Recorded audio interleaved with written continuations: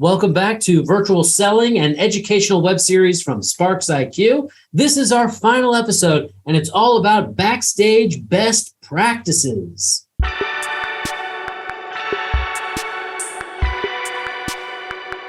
As you know, backstage selling often involves recording videos of yourself, just like this weatherman is doing for an upcoming broadcast.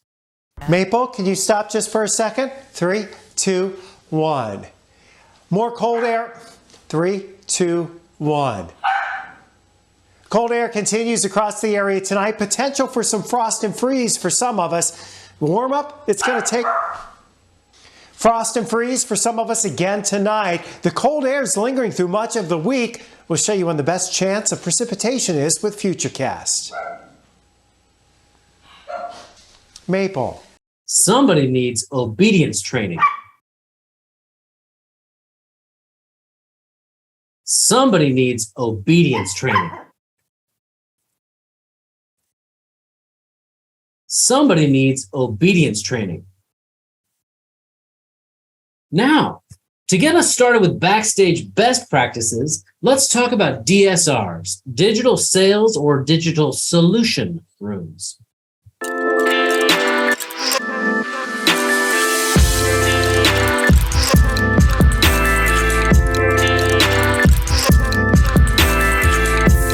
DSRs are microsites designed for the prospect and then later the customer. Mark, talk to us about the power and importance of a DSR. The DSR is absolutely a breakthrough in the world of selling. There's no question about this. This has been validated now from across multiple different analyst firms and, more importantly, from across salespeople in multiple different industries. The bottom line is this. All of us have experienced times where we have received multiple attachments on an email. And I'll bet everyone listening has had a time where there was an attachment way down but below the person's signature that they sent, but you never even saw. And so when you think about the buying process, and in some cases there's 4 or 5 different attachments, it can be very hard to consume that information in the form of an email, number one. And number two, in particular, if you're on a mobile device, it makes it even harder to sort of swipe through and understand, wait a minute, is this a PDF or was there a PowerPoint attached? So the DSR is simply the idea that most of us are used to consuming information, and a lot of information, in a web page format. So the DSR is a very easy to create, 2 clicks to create, micro web page that's personalized to a specific buyer or buying group or buying committee. So the idea is that with 2 clicks, I can create a template or I can create from a template a collection of content. Maybe there's 3 pieces of content. Maybe there's 5 pieces of content. Maybe I have the client's logo on this microsite. And then I send them a hyperlink. I just drop that hyperlink right into the email and I say, click the link. And then when they open the link, Jason, they're seeing a short video, in some cases, from the seller. And the seller's introducing them as if they are welcoming the buyer to their home and say, look, I've put this space together for you. I've got the RFP information that you asked. I've got the PowerPoint from our last presentation. And then I've got a 90-second video here, which was a recording from the subject matter expert who joined us for our next call. And then what becomes even more interesting is, as we think about creating presence in your absence, you can be adding things to this same space so that the top level was, here's what we did 2 weeks ago. And then this level is, here's what we did this week. And now following that, here's the agenda for the meeting we're going to have next time. And it becomes almost like a shared space for us to collaborate on a going forward basis. That's great. Does anybody want to add to that? You know, buyers are telling us through research, through studies, that they like to research things on their own. And this is a way that we can give them to do that kind of research, to get smart quick, to review the things that they need to feel comfortable with to make a buying decision, and to do it for us in a way that is a branded experience. Sooner or later, it'll take a while, but sooner or later, this is just going to be the way that most organizations sell. A lot of these kind of behind the scenes activities that buyers go through, trying to capture new information, trying to evaluate different suppliers, trying to understand from communities of users what are the challenges of using different products or solutions. These are all little buying experiences. They're not the big buying decision that arrives at the end. It's really about how do we guide these buyers through the small experiences, the daily activities that they're embracing. And for them, that may very well be the front stage. They don't think of face-to-face meetings with sellers as necessarily being the primary way that they make their buying decisions or how they gather information. So just because it's backstage for the seller does not mean it's backstage for the buyer. Following up on that, Mike, how should a salesperson go about utilizing DSRs? Should they just load it up with everything all at once? The decisions on what content to share and when really ought to be based on the buyer's journey, the personas and influencers, decision makers that you're working with, concerns maybe that they've raised, or even maybe who you're competing with. And of course, the exit criteria that you're managing for each influencer and decision maker. Those would be the things they need to see, hear, feel, understand, and believe in the current stage to feel comfortable moving forward. So most likely, Jason, to your point about the dumping, right? I think you want to share things progressively, more like in drips as they move through their buying process, as opposed to just dumping these buckets of content on them. Drips, not dumps. Okay. So Doug, you provided an example of one of these microsites for us as we were preparing for this, for all of us to look at. How would one go about determining what content to put on the site? I think Mike just nailed some of the considerations. You want to be conscious that what you're putting out there is relevant for where the buyer is in the buyer journey. And just thinking about the way we've used it for our own business. We like to have a few items out there right at the beginning. Mike's point about third-party content is a good one. Just finding some other people saying the things that can be helpful to the buyer, just because there's a credibility boost to that. But also, our marketing department puts out some good content that's value added that helps buyers think through some of the decisions of whatever they're purchasing. So we put some of that out there too, some guides, some ways of thinking about things. And then certainly early on, I like to put an intro video for anybody involved from our side in the deal, so that we can actually have a warm conversation when we actually get to them personally, and they know a little bit about us. So that's a good one early stage. And then after that first meeting, we like to include call recordings are an obvious one, especially if there are people who couldn't make that meeting from the client side, having that call recording out there. And one of my favorite things to do is find a couple points from that conversation you just had front stage with a client or with a prospect, and identify some additional content you can give them around an area of discussion that really hit home for them. So, if there was something that really resonated with them, or an idea that they said, well, we haven't thought enough about that yet, and you have content either from your own company or third party, that's a great thing to put out there and just mention it to them that, hey, we talked about this, so I thought you'd find this piece of content helpful. And then it just, let it organically go as you move through the buying process with the customer or the prospect. Let them self-serve and find the things that they need out there, and make sure that you're putting just the right amount of the right information in front of them when they need it. You don't want to bombard them, and you also don't want it to be an off-the-shelf copy and paste job for everybody. There are some things that probably are appropriate for most of your buyers, but you want it to be a little bit more custom than that and a little bit more dynamic to that. Because if it was just everything you could say about your products and all the content you could offer them, that's probably your company's webpage. And you're trying to do something that's a little bit more tailored and custom here. We have spent the bulk of this series examining the nuances of virtual selling, and yet there is a myth going around that virtual selling doesn't require new skills. Sounds to me like it's time for Debunked.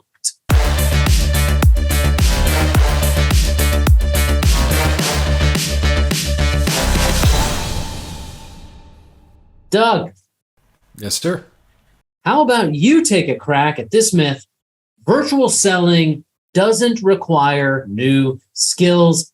Debunk, sir. That's a tricky one, Jason, because in some cases, I would say that the virtual selling has exposed areas where skill sets were poor anyway. So on one hand, it's very important to make sure that salespeople are mastering the skills that already mattered, but are now more exposed in the land of virtual. But it's also important to be able to blend the use of technology to amp up and be very intentional about communication on live calls and things like that. And some of those things are just more important than they ever were. And using technology and using more of a buying process strategy on behalf of the buyer to support them. And some of that is new skill, in part because the way people have been selling for the longest amount of time didn't account for some of those things as well as they could have. And there was benefit of the doubt, and there was enough success happening just the way it was being done because of those in-person relationships and some of the glad handing and those things that are more traditional. So I would say that mastering technology is a skill, and I think that's something that does matter. But I also think there are some traditional selling skills that are even a higher threshold that sellers need to meet to be able to excel in this environment. Well, I would say that we definitely all believe that virtual selling requires new skills. Otherwise, we wouldn't be creating an educational web series about it. There you go. So I think it's clear that virtual selling does require new skills. So let's declare this myth debunked. Mark, one way to get good at virtual selling and take advantage of the tools available has to do with what you call the power of personalization. Can you tell us about that?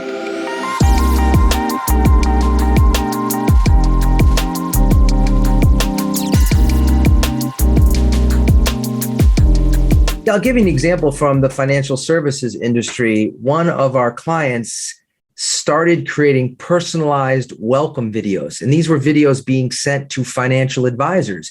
And the financial advisors offered this company's products to their end user clients. And in the past, they had sent just an email to introduce themselves. And now what they did is recorded a short form video, about 60 seconds, simply introducing themselves. They had one or two slides behind them to be able to communicate some further information. And then it ended with their contact information and a link, for example, to their Calendly or their calendar invite software. And what they found was that in one of the samples of 700 that went out, 211 were opened. And this veteran salesperson said, in my entire 25 years, I've never had a 30% open rate for any email. On average, I'm 1 to 2% on emails for anything that's cold.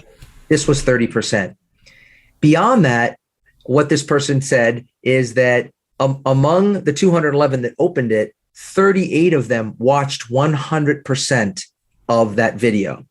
And you could make a case that in the post-pandemic world, that attention is the new coin of the realm. It's the currency that really matters. So when someone watches 100% of your 2-minute video, it's actually in and of itself a buying signal. So what this great seller did was he said, I started my follow-up with the 38 people who watched the entire thing before I went to the remainder of the 211.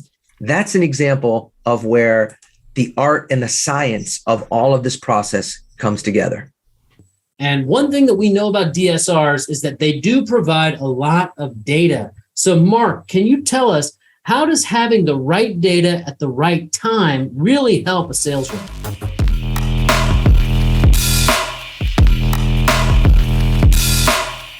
Well, it helps in so many different ways. I mean, first and foremost, if someone has read what you have sent, it will make your call, in many cases, much more effective and more efficient. On the flip side of the coin, if they haven't read any of what I'll call the pre-work, then you're likely going to have to start in a very different place than if they did read it. So that's just at the very highest level of whether or not someone has absorbed the content themselves. But what if I could also tell you whether that content has been forwarded? What if one piece of content has been clicked on 10 times and you can see it's been clicked in 10 different cities, and the buying committee is in all these different cities? Now you get a sense of when one piece of content goes viral. The part of this that's so interesting is that we have sales organizations now where the CMO is part of this platform. And so the CMO is also using that data to say, my marketing team has created 10 documents or 10 tools for use by the sellers.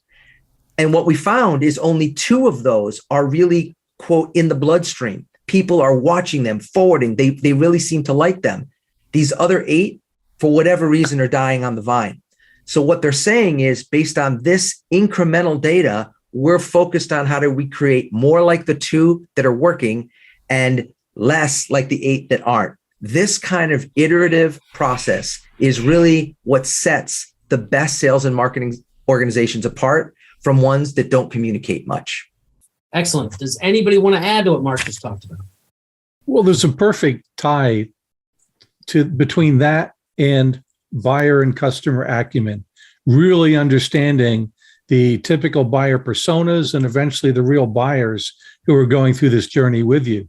Because if you understand their process and you understand their decision criteria, and especially for each individual decision maker, their buying process exit criteria, or the things they need to see, hear, feel, understand, or believe in any given stage to move forward to the next stage, you can begin to develop your buyer engagement content to satisfy that exit criteria.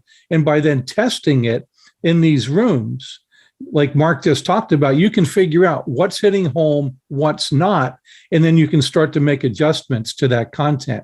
David, why don't you chime in on this? What is the value of this sort of analytics to not just a sales rep, but also to the company as a whole?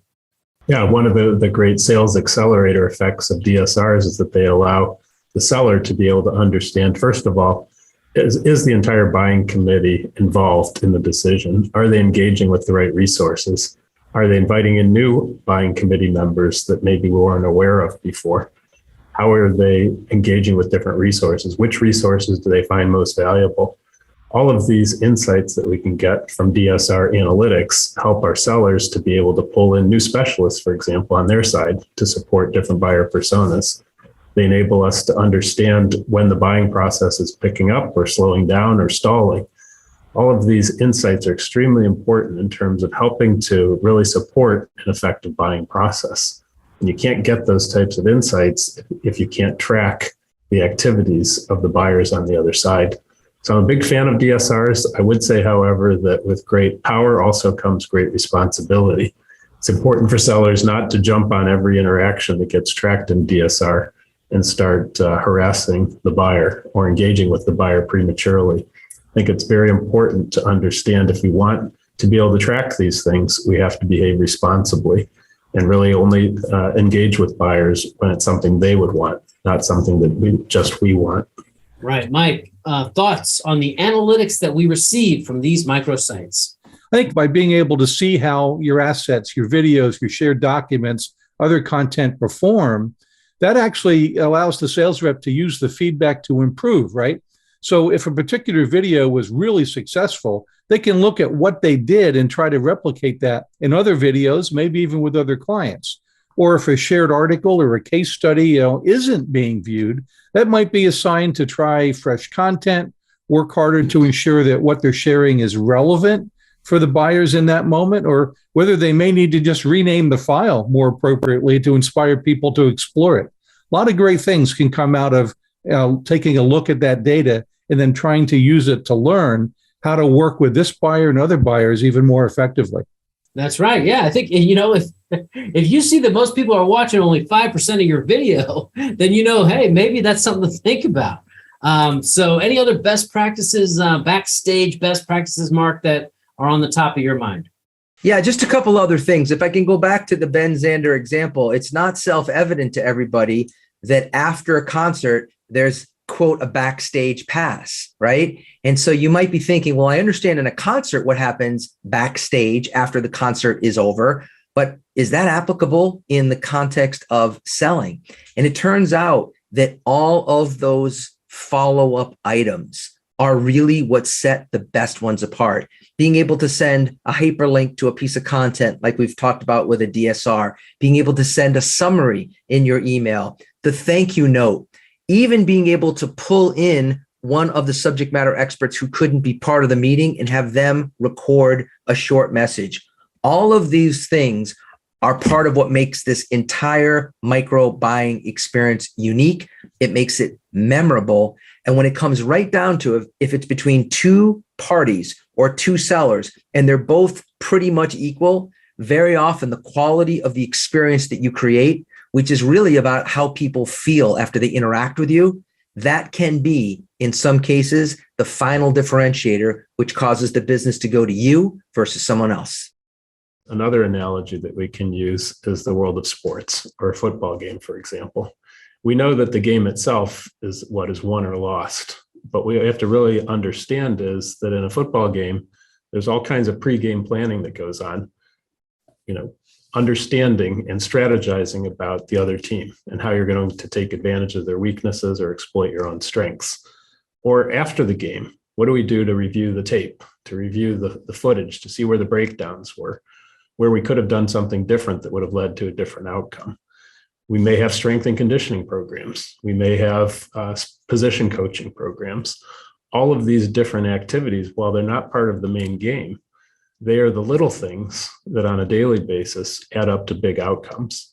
And fundamentally, once we understand selling as being like a sport, we understand the importance of the things that are going on outside the game, off the front stage and the backstage, as we call it. So I like the analogy of sports because in sports, unlike a lot of other professions, including selling, there's a lot of investment made in all of these other activities before and after the big event. And so I think if we start to think of sales teams as having similar challenges, we're going to give the proper consideration and investment in pre-game and post-game, what we would call backstage activities that lead to great performances on the big stage. All right, a lot of great information on backstage best practices. And now, as always, let's hear from Jeanette with some advice on the technical elements. Jeanette, let's talk tech. I'm Jeanette with Sparks IQ. When we were all in the office, we had lots of support around us. It kind of seemed like stuff just worked. And when it didn't, IT was just a call away. But now many remote workers need to be able to take care of business by themselves. That means we need to learn about our computers and the internet, which can feel really overwhelming. So I'm going to break down some tech tips that can make virtual life a bit smoother for you. Let's start with the internet. Video conferencing tools need a lot of it. But if you're sharing your Wi-Fi with your kids who just can't stop playing Fortnite or streaming Netflix, your internet signal can feel like dial-up. The problem is your competitors are going high speed. To keep from getting left in the dust, here's what you need to do. Run an internet speed test. There are lots of free ones online. It will tell you your download speed and your upload speed. Your provider might not be giving you what you're paying for, or maybe it's just time for an upgrade. Give them a call and see if a new router or modem would help. If your router and modem are relatively new, they'll likely recommend unplugging them every month or two to speed things up. Your modem connects your house to the internet. A router helps all of your devices connect. If you're close enough to your modem, you can get faster, more reliable internet by plugging your computer directly into the modem with an Ethernet cable. If you're not able to connect directly to your modem, the next best thing is to boost your Wi-Fi. Wi-Fi boosters can fill in dead zones around your home. Dead zones are places where the Wi-Fi signal drops or isn't strong enough. Even if you're not in a dead zone, maybe your Wi-Fi could just be a bit better. A booster or Wi-Fi network extender can also make a strong signal stronger. If you're not at home, reliable internet will be hard to control. One option, if you're on the go, is to use your phone as a hotspot. First, make sure your phone hotspot is on. Then connect your computer to your phone's hotspot the same way you connect to Wi-Fi. Hotspots can also be a great backup plan if your internet goes out at home. If you're still having a hard time using video conferencing tools, maybe it's time for a new computer. Computers evolve so quickly that after a few years, it's a good idea to invest in a new one with better RAM and faster processing, so you can spend more time thinking about work and less time worrying about tech. Thanks, Jeanette, for some great advice on hardware, software, the internet, and zombies. This has been a terrific episode on Backstage Best Practices. Remember, everybody, that Backstage encompasses all the asynchronous interactions along the buyer journey. And if you follow the best practices we've been talking about, you should be able to create an exceptional buying experience. Before we end the series, and this is the end of the series, guys, is there one last piece of advice that you want to share as our viewers embark on becoming exceptional virtual sellers? Mike, start with you. It's a process. You're learning a lot of new things, a lot of new perspectives, new skills, technologies. Be a little kind to yourself, demand excellence, but know that it's a journey. If you continue down this journey and you commit yourself to excellence, you're going to be a completely different and more effective seller in the course of this next year. Wonderful. David, any last bit of advice that you can share with the virtual sellers out there? I often say we're only as good as our best habits. Until we commit to this as a journey and learn the daily habits of front stage selling, backstage selling, and the key idea of orchestration, until those become habits, we won't truly master them and we won't truly be serving the marketplace. And how about you, Doug? One final piece of advice for the budding virtual sellers out there? I think just thinking about how you can help buyers buy versus how you sell to them, having that mind frame is very helpful, and use the technology, use these techniques to make sure that you're able to do that successfully. Mark, you get the last word on virtual selling, my friend. What are your final thoughts? Jason, there's 3 types of people in this world: those who make things happen, those who watch them happen, and those who wonder what happened. Which type will you be? I want to make things happen. That's the type that I want to be. And I think our viewers want to be that as well. Otherwise, they would have stopped watching a few episodes ago. Thanks again to Mark Magnaca, David Batters, Mike Kunkel, and Doug Wyatt for providing so much valuable insight throughout the series. Before we go, let's celebrate the lack of excellence in virtual communication that makes everything we're doing here so valuable. One who wants during COVID-19. Warm up, it's going to take... Pardon me. My apologies. This. Why, and apologize for my cats here. Why are you? Dr. Tato, my bad. Are my eyes this close together normally? Have good regimens to keep the data to make sure that, I'm sorry, the bird just landed on his head.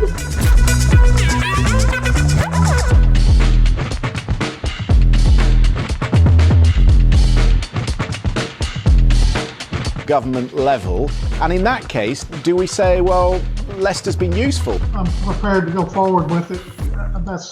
I'm here live. I'm not a cat. And that's it for virtual selling. And now we want you to get out there.